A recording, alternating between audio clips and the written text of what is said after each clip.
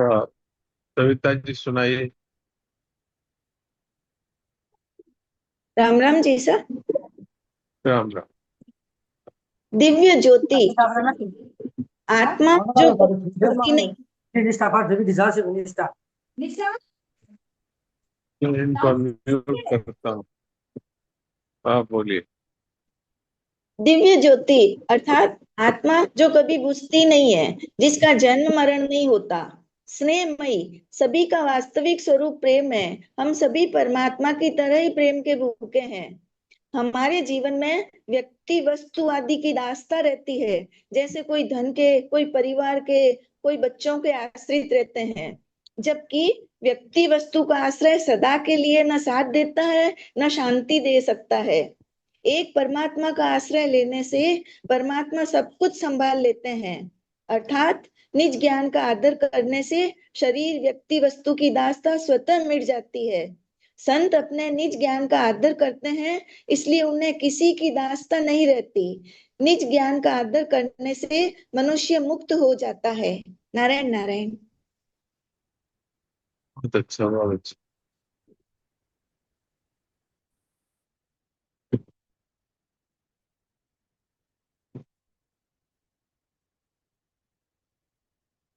नीतू जी आपने लिखा है क्या कुछ?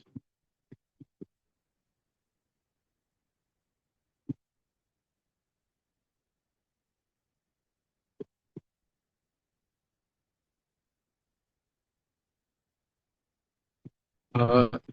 जी, मेरा बड़ा है इसका, आज मैंने हैंड रेस नहीं किया क्योंकि मुझे डिलीट ही नहीं करते आया कुछ भी। बहुत अच्छा, महत्वपूर्ण था इसके लिए। वैसे थोड़ा दो। खास खास पॉइंट हाँ, सुना दीजिए। ठीक है, जो मैंने लिखा है मतलब मैंने वो अपने वर्ड्स में लिखा है वो मैं आपको बताती हूँ। जी उसमें खास खास पॉइंट को पिकअप करके सुनाते जाइए और बाकी का छोड़ दीजिए। जी जी जी प्रणव, जी प्रयत्न करते हैं। दिव्य ज्योति आत्मा का नाम है जो कभी बुझती नहीं। नींद में भी हमारा अभाव नहीं होता। जागने पर हम यही अनुभव करते हैं कि मैं था, बस मुझे कुछ पता नहीं था। फिर एक है, शरीर का अंत होता है, आत्मा का नहीं। जन्म मरण उसका होता है जो शरीर की मृत्यु को अपनी मृत्यु मानता है। दूसरों को हम समझाते हैं कि आत्मा अमर है, शरीर नाशवान है, लेकिन ये विवेक अपने पर लागू नहीं करते। महात्मा वही है जिसने शरीर से अपने आप को अलग अनुभव कर लिया है। केवल कहने या उपदेश करने से नहीं, बल्कि इसका अनुभव होने से चिंता, भय और शोक छूट जाते हैं। फिर संतों के एक एक शब्द में भारी रहस्य रहता है। दिव्य ज्योति जैसा संबोधन भी हमारे वास्तविक स्वरूप की ओर संकेत करता है। हमारे जीवन में वस्तु और व्यक्ति की दासता मतलब स्वपराधीनता, दासता इसलिए रहती है क्योंकि हम अपने निज ज्ञान और विवेक नहीं करते। हम जानते हैं कि धन कभी भी चला जाता है, शरीर नष्ट होने वाला है और व्यक्ति सदा साथ नहीं रहते। फिर भी उनको अपना स्थायी सहारा मानते हैं। जिसका वियोग निश्चित है वो हमारा नहीं हो सकता।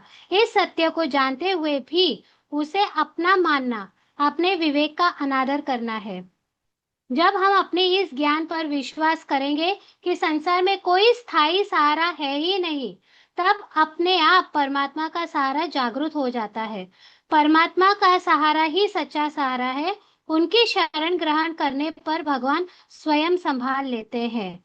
फिर एक बात आई थी, संसार का त्याग बाहर से नहीं करना है।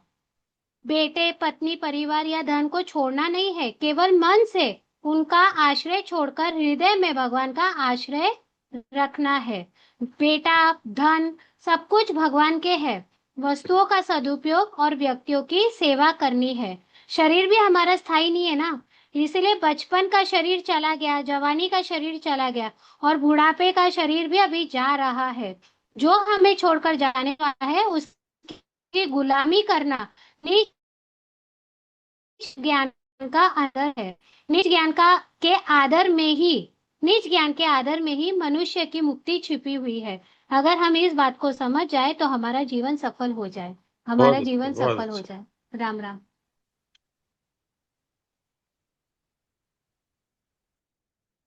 और किसी ने लिखा है क्या? राधिका लिखती है, राधिका ने लिखा है क्या?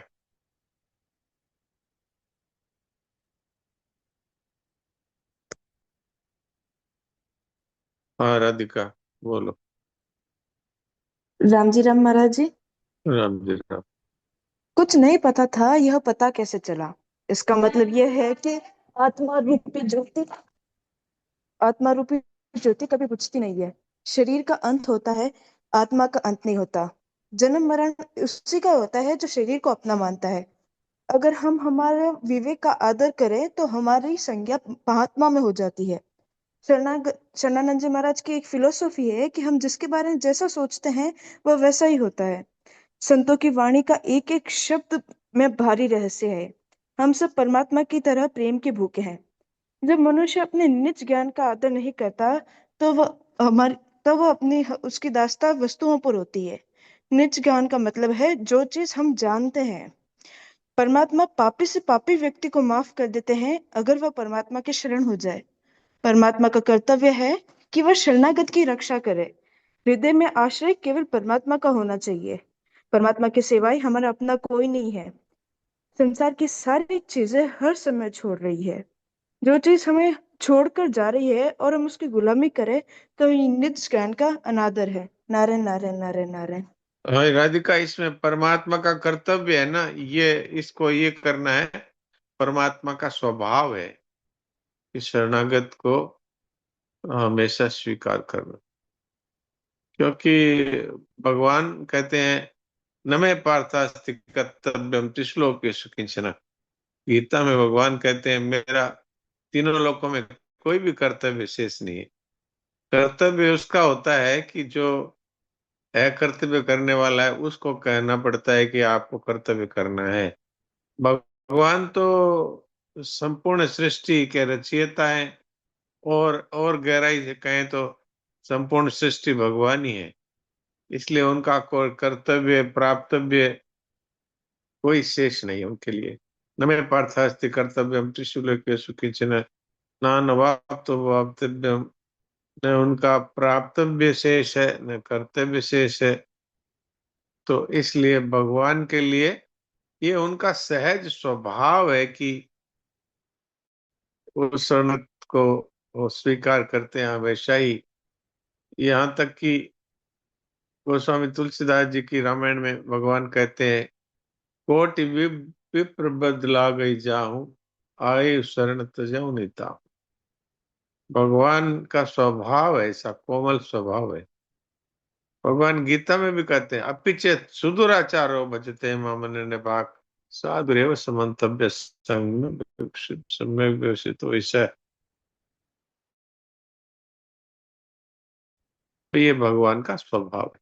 गोविंद तुलसीदास जी भगवान के स्वभाव की वर्णन करते हुए कहते हैं, उमा राम स्वभाव जिन जाना, ताहि भजन तजि भावन आना।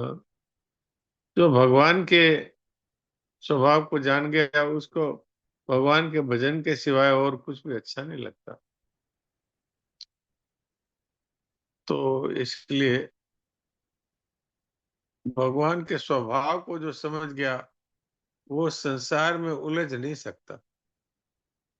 कोमल चित अति दीन दयाला, कारण बिन रघुनाथ कृपाला। भगवान इतना कोमल हृदय है कि हम कल्पना नहीं कर सकते।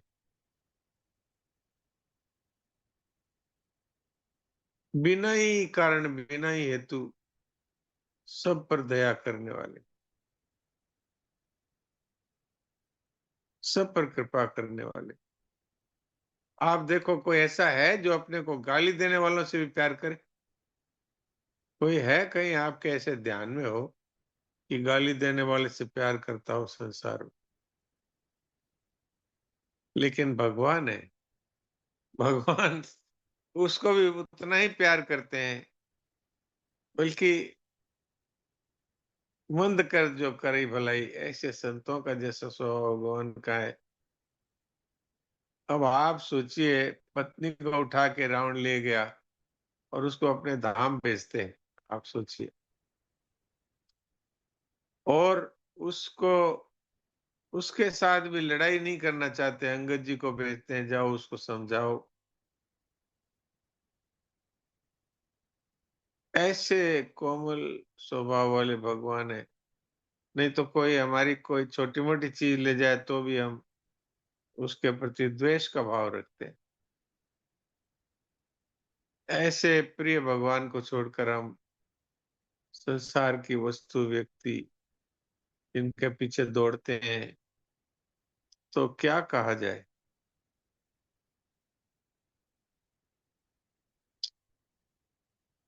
राधिका बहुत अच्छा लिखा है। जहां कहीं मुझे ऐसा लगता है कि यहाँ ये शब्द बदलना होता है तो वहां मैं बाद में भूल जाता हूँ, इसलिए मैं कह देता हूँ। ये राधिका है ना, इसकी माँ महाराज जी की बहुत विशेष श्रद्धालु है, और मेरे साथ भी बहुत इनका श्रद्धा और प्रेम का भाव है। इनका पूरा परिवार ही है वो सत्संग में लगा हुआ। राधिका में बहुत अच्छे संस्कार हैं। इन्हीं की बहन नंदिनी है जो मेरा चरित्र सुनाती है कि माता जी है वो भी बहुत महाराज जी में और भगवान में श्रद्धा रखने वाली महिला है।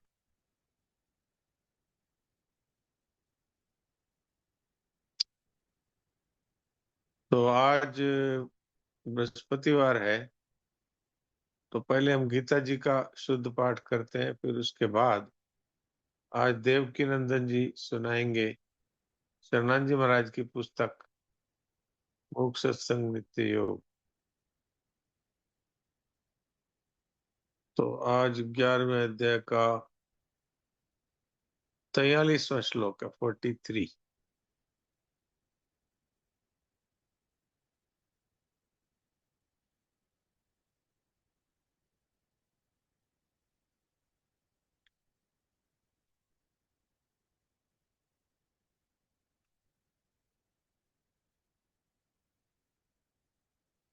अध्याय 11 श्लोक 43, 43।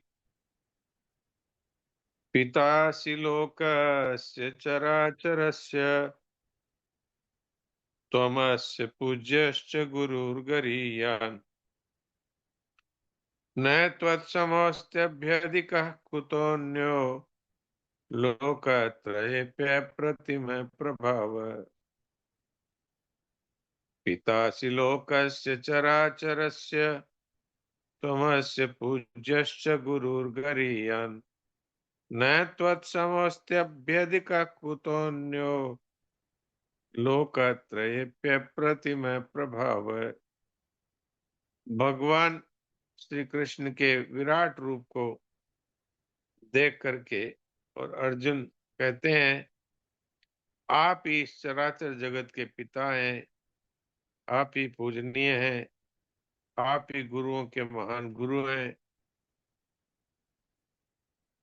हे अनंत प्रभावशाली भगवान, इस त्रिलोकी में आपके समान भी दूसरा कोई नहीं है, फिर आपसे अधिक तो हो ही कैसे सकता है।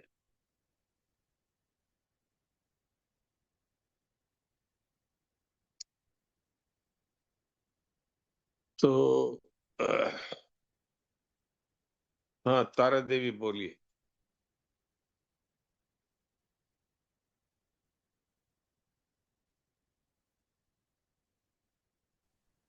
प्रणाम जी साहब। प्रणाम। पितासि लोकस्य चराचरस्य तमस्य पूजस्य गुरुर्गरीयान् न त्वत्समोऽस्त्य भजिक कुतोऽन्यो लोकत्रयस्य प्रतिम प्रभाव। काफी अच्छा है आपका, पहले से आपने अभ्यास किया है। हाँ जी साहब। थोड़ा सा और इसको और हाँ बढ़िया हाँ जी बना साहब। सकते हैं हाँ जी साहब, प्रणाम। तो हमारी त्वमस्य पूज्यश्च गुरुर्गरीयान्। हाँ, बोलिए। पूज्यस्य गुरुर्गरीयान्। हाँ। न तत्समोस्त्य न तत् समोस्त्य वैदिक कुतोन्यो। व्यधिकः ये दो वैदिक बिंदियां है ना, ये वैदिक बिंदियां है ना, ये इसलिए इनको बोलना है के बाद एक आधा है बोलना है। हाँ, व्यधिकः हाँ, कुतोन्यो। कुतोन्यो। हाँ, व्यधिकः वैदिक कुतोन्यो। कुतोन्यो। लोकत्रयेप्य। लोकत्रयप्य प्रतिम प्रभाव। प्रतिम नहीं, प्रतिमा, मैं पूरा बोलना है। प्रतिमा प्रभाव है। प्रतिम प्रभाव। हाँ।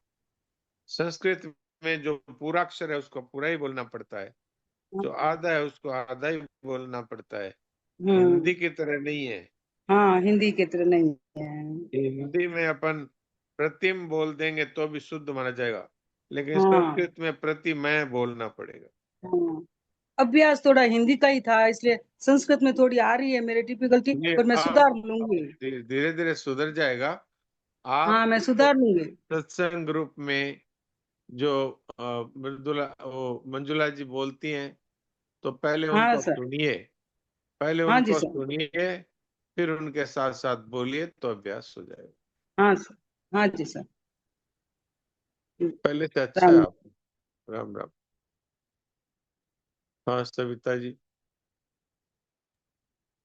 नारायण नारायण। नारायण। पितासि लोकस्य चराचरस्य त्वमस्य पूज्यश्च गुरुर्गरीयान् न त्वत्समोऽस्त्यभ्यधिकः कुतोऽन्यो लोकत्रयेऽप्य प्रतिमा प्रभाव। बहुत अच्छा। लक्ष्मी।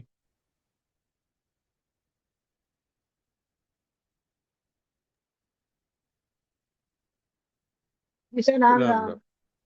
पितासि लोकस्य चराचरस्य तमस्य पूज्यश्च गुरुर्गरीयान् न तव समस्तभैदिकः कुतोऽन्यो लोकत्रयस्य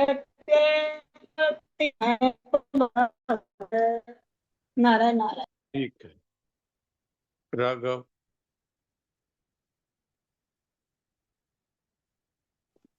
राम राम जी सा। राम राम। पिता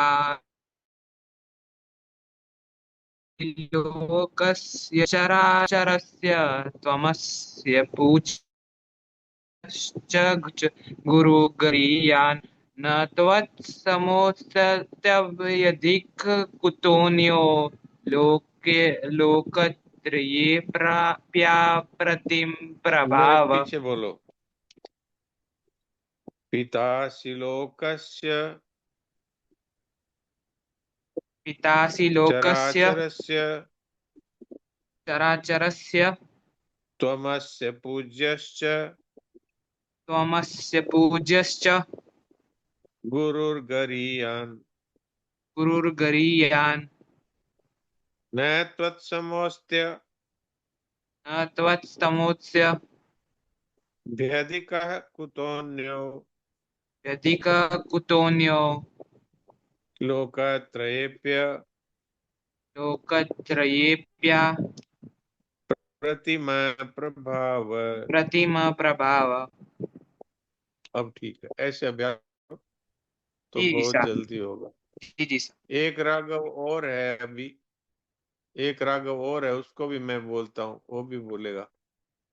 हाँ राघव, तुम भी बोलो।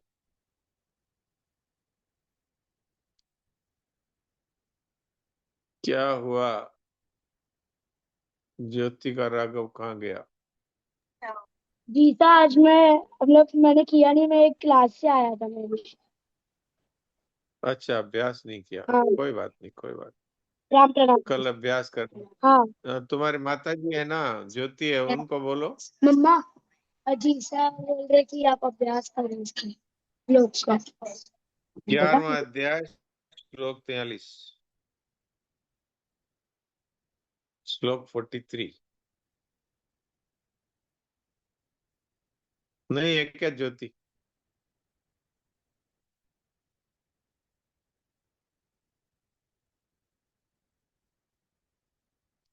अच्छा चलो, ज्योति को अनम्यूट किया, अब बोलो।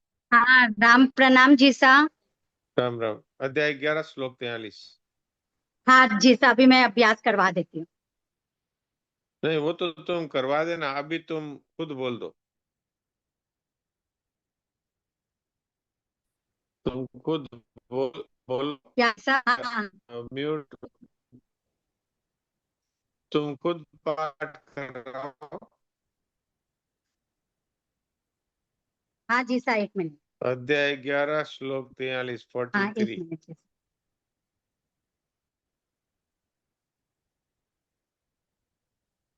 यच्चाव यच्चाव हार्साड, यही है ना जी 43, सा? 43 पितासि लोकस्य। अच्छा 43 क्या?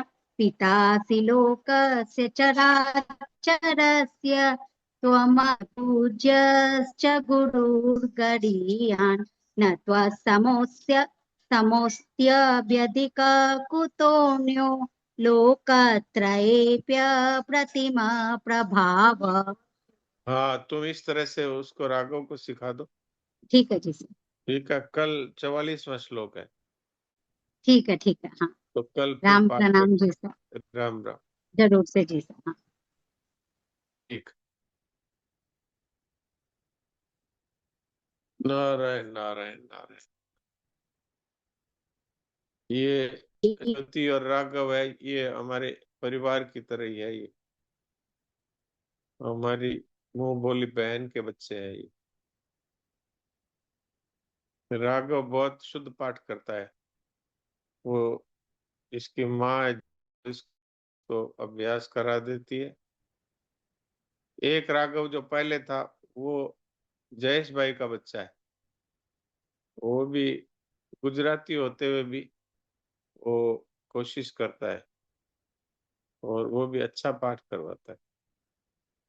बच्चे आते हैं तो मुझे बहुत उत्साह आ जाता है। तो अब हम लोग देवकी जी से कहते हैं कि वो मुख सत्संग नित्य योग का 1-2 वाक्य पढ़ेंगे, फिर हम उस पर बातचीत करेंगे। हाँ देवकी जी। कौन सा? नारायण नारायण नारायण। नारायण नारायण। कौन सा पृष्ठ है? हाँ 48 पृष्ठ है। अच्छा इसमें डी में चौथी लाइन,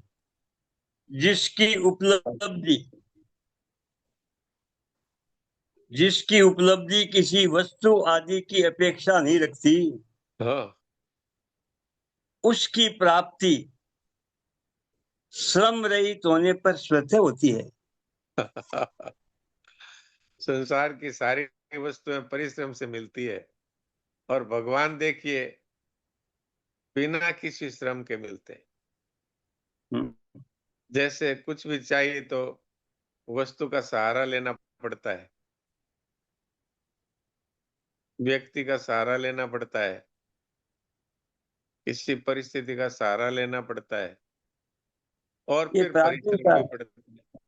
ये पराधीनता सब थोड़ा सा हाँ पराधीनता है संसार में। अब प्रभावशाली। हाँ अब खेती करते हैं तो अन्न उपजाने के लिए खेती करते हैं, तो हाँ, हल का सहारा लो, बैल का सहारा लो, ट्रैक्टर का सहारा लो और फिर अ, अ, परिश्रम भी करो, पसीना बहाओ, और ये सत की प्राप्ति है अर्थात परमात्मा की प्राप्ति है, वो होती है विश्राम से, अर्थात बिना परिश्रम के। यहाँ किसी प्रकार का परिश्रम अर्थात शरीर की सहायता से नहीं होता। कोई देखे कि शरीर से मैं परिश्रम करके या बहुत सारा तप करके बहुत सारा कार्य करके मैं परमात्मा को प्राप्त कर लूंगा, तो परमात्मा है वो विश्राम से प्राप्त होते हैं। अब विश्राम कैसे मिलता है, इस विषय पर सोचना चाहिए। देखिए, जब तक हम कामना, ममता और आसक्ति पूर्वक कोई भी कार्य करेंगे, तो हमें विश्राम नहीं मिलेगा। दूसरा, पराधीनता को स्वीकार करेंगे तो विश्राम नहीं मिलेगा। गोस्वामी जी कहते हैं, पराधीन सपने सुख नाई।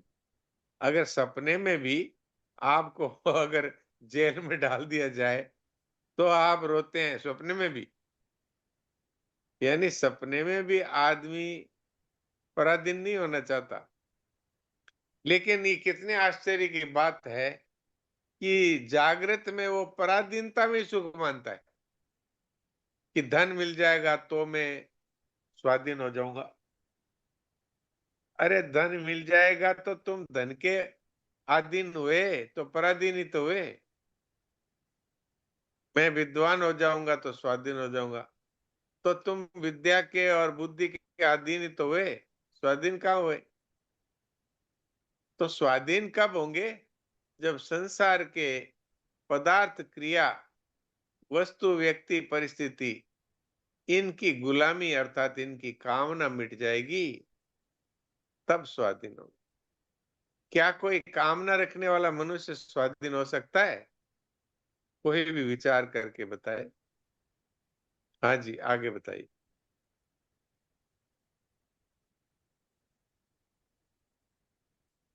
श्रम से प्राप्त होने वाली वस्तु मानव मात्र के लिए सर्वदा सुलभ नहीं है।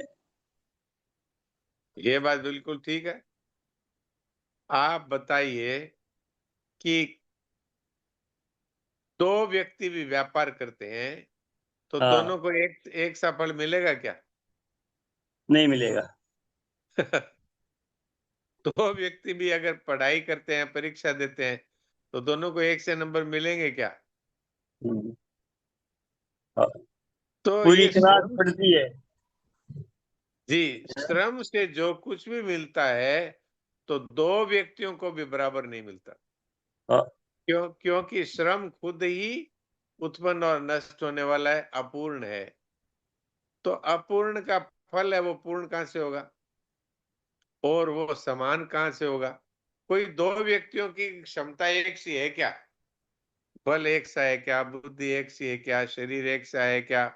परिस्थितियां एक सी है क्या? साथी एक से है क्या? सामान एक से है क्या? परिवर्तन है सब में, कोई भी एक सा हो ही नहीं सकता। तो मनुष्य के श्रम से मिलने वाला जो फल है वो दो व्यक्तियों में भी समान नहीं हो सकता। लेकिन सांसारिक वस्तुओं का एक समान मिलना संभव नहीं, लेकिन परमात्मा है वो बिना श्रम के मिलने वाले हैं और वो सबको समान परमात्मा मिलते। ये नहीं होता कि इनको एक परमात्मा, कमजोर परमात्मा मिले, इनको बलशाली परमात्मा मिले, ऐसा नहीं। एक परमात्मा ही है, सबको वही परमात्मा मिलते हैं और वो किसी परिश्रम का फल नहीं है। वो मिलते हैं विश्राम से। और विश्राम कब मिलेगा? जब आप ममता, कामना, आसक्ति से रहित होकर या तो दूसरों के हित के लिए कार्य करेंगे या फिर परमात्मा की प्रसन्नता के लिए कार्य करेंगे या फिर असत वस्तुओं का मन से उसकी इच्छा, ममता, कामना का त्याग कर देंगे, तो सत वस्तु परमात्मा आपको अवश्य मिलेंगे और बिना श्रम के मिलेंगे। क्योंकि श्रम तो उसके लिए आवश्यक होता है जो उत्पन्न और नष्ट होने वाला है। धन है, जमीन है, मकान है, कुटुंब है, मान बढ़ाई है, ये उत्पन्न और नष्ट होने वाले हैं। तो इनके लिए श्रम की जरूरत पड़ती है, क्योंकि श्रम भी उत्पन्न होता है फिर नष्ट होता है। तो उत्पन्न और नष्ट होने वाले से उत्पन्न और नष्ट होने वाला मिलता है। परमात्मा है वो तो विश्राम से मिलते हैं, अर्थात जब ममता, आसक्ति, कामना छोड़ देंगे तब हमारे जीवन में विश्राम अर्थात समता की प्राप्ति हो जाएगी। तो फिर समता है वो परमात्मा को मिलाने वाली है, परमात्मा का स्वरूप ही है। जी। वह शर्म रहित होने से जिसकी प्राप्ति होती है वह मानव मात्र के लिए साध्य है। जो जो बिना दृष्टि से परिश्रम के, जो हाँ बिना परिश्रम के मिलता है वो तो सभी को मिल सकता है ना। भाई हाँ परिश्रम तो दो व्यक्ति भी समान नहीं कर सकते, लेकिन जो बिना परिश्रम के मिलता है वो तो सबके लिए समान रूप से मिल सकता है। और वास्तव में ममता छोड़ने में कोई परिश्रम है क्या? हम्म, कामना छोड़ने में कोई परिश्रम है क्या? अहंकार छोड़ने में कोई परिश्रम है क्या? ये तो सब बिना परिश्रम के आप इन सब को छोड़ सकते हैं। ममता के लिए तो मैंने अभी कुछ दिन पहले ही कहा था कि किसी को मेरा मानना है तो न मानना ही हमारे हाथ में। बीकानेर में कहते हैं आपा बायला, और फिर कोई बात पर आपस में मन फट गया तो तू बायला, अर्थात किसी को अपना मान लिया और फिर उसको कह दिया चल अब तेरा मेरा कोई संबंध नहीं। तो ममता छोड़ना आता है हमको, कामना छोड़ना आता है हमको, लेकिन हम इस बात पर विश्वास ही नहीं करते, विचार ही नहीं करते, अपने विवेक का आदर ही नहीं करते कि चाहने से क्या मिलता है बताइए। चाहने से दुख मिलता है और कुछ नहीं मिलता। तो ममता छोड़ने में और इच्छा छोड़ने में क्या जोर आता है? अगर किसी को जोर आता है तो हाथ खड़ा करे और बताए। अब 2-3 मिनट बचे हैं, कोई प्रश्न है तो करिए। कोई प्रश्न है तो हाथ खड़ा कर सकते हैं। हाँ जगमोहन जी बोलिए। नारायण नारायण। मैंने तो हाथ जोड़कर सभी साधकों से ये प्रार्थना करनी है कि सुबह जब आप प्रार्थना शुरू करवाते हैं वो इतनी तेजी से बोलते हैं, उसमें कुछ कुछ गलतियां भी आ जाती हैं। तो मैं सबसे हाथ जोड़कर विनती करता हूँ, आप बोलिए। सुबह आराम से सुबह बोलें तो मन उधर बहुत एकदम उसमें जाएगा। वो इतनी तेजी से बोलते हैं कि गलती भी हो जाती है उनमें। तो आप गीता सबको पाठ करते हैं आप उसकी बात सबको कर रहे माफ करते हुए चलते हैं, समझाते भी हैं, पर उसके लिए बात कहना था, और कोई बात नहीं जी। बस आप इतने प्यार से ठहरे हुए एक एक शब्द को बताते हैं, इतना अच्छा मन के अंदर उतर जाता है। ये बात थी। जय हाँ, नारायण तो नारायण ये नारायण। अभी जो गीता अभ्यास कर रहे हैं उसके बारे में कह रहे हैं क्या? हाँ, जो सुबह और जो शुरू में आप प्रेयर करवाते हो, प्रार्थना करवाते हो, जो 5 श्लोक वाली जी। अच्छा, हाँ जी।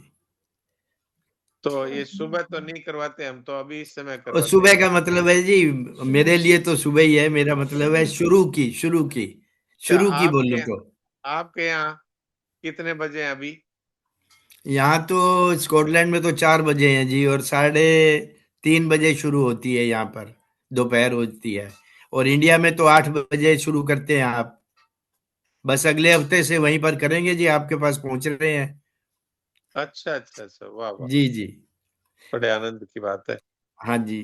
तो बस यही सविता है जी। थी कि सभी के लिए जो जी जी आप, हाँ, शुरू के पाठ जो करवाते हैं जी जी, जी 5 जी श्लोक जी, वाला। जी जी। धन्यवाद धन्यवाद, नहीं नहीं जी। बहुत अच्छा। हाँ, सविता जी बोलिए, क्या बोल रहे हैं?